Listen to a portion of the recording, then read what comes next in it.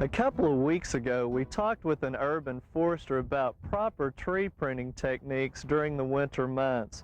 Well, since that time, we've had some calls from some tree service companies that actually do service under power lines, and where individuals have had a little bit of confusion in the distinction between the two pruning practices.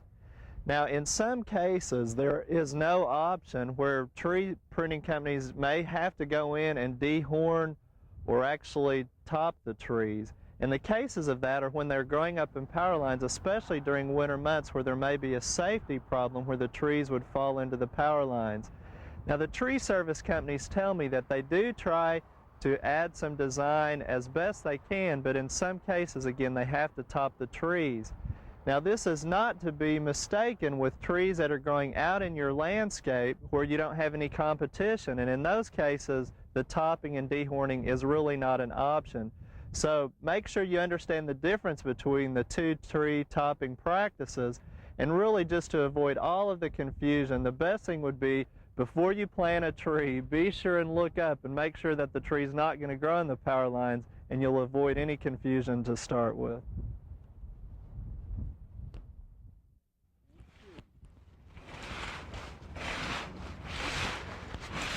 This year on Oklahoma Gardening, we've talked an awful lot about how landfills are reaching their capacity, and we've tried to give you some options on alternative disposal of any kind of refuse that you might have left over from your garden or landscape. Well, now that most of the leaves have fallen from the deciduous trees, some of you may be thinking about how to get rid of the leaves. And also, we understand that a lot of people still have a habit of trying to burn those leaves to dispose of them. Well, let me give you a few reasons why you maybe want to consider another alternative. First of all, you want to check in your communities because it could be illegal to burn leaves in your area, not to mention the fact that it's a very high-risk safety problem when it comes to property. But even more alarming are some facts that the EPA has recently released about the effects of burning leaves. And what they tell us is anytime you do open burning, the leaves actually will release some particles that are very small that, if inhaled, can actually get to the deepest parts of your lungs, which they tell us will actually cause some health problems, maybe asthmatic reactions or even respiratory problems. But even more concerning is the fact that the smoke from the burning of the leaves contains some chemicals that are very harmful. For example, hydrocarbons, which can be in the form of a gas or in a solid particle form. And once those hydrocarbons are again inhaled, they cause irritation to the throat, eyes, nose, and even the lungs, but they're found to be carcinogenic or some cancer-causing properties. Also, some of the gases that are released more in a gaseous form are what we think of when we talk about our cars, and that's carbon monoxide.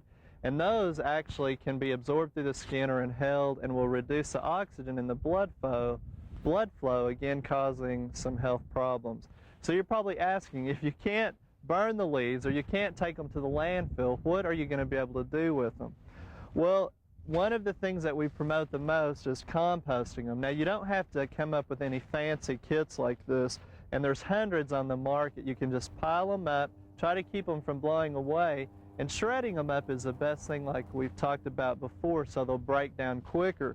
But these kits help hold them in place where it makes it a little bit easier. And they're not going to compost a lot during the winter, but next summer they'll heat up and compost for you pretty quickly. Now, if you don't want to try to compost them, there's a lot of things you can do as far as alternatives. And again, shredding them up is probably the best thing. You can use them as a mulch around like rose bushes where we try to protect the bud union. And a lot of times roses will freeze to the ground past the union. And this is a way to maybe mix them with soil or construct a cage that will hold the leaves in to insulate them. Also, if you'll shred them up, you can use them to cover any perennials or bulbs that you might want to overwinter. It's great to put on asparagus. Also, a lot of the strawberries that are starting to go dormant now, we use them to cover the strawberries and help insulate them to protect the crowns from the winter time.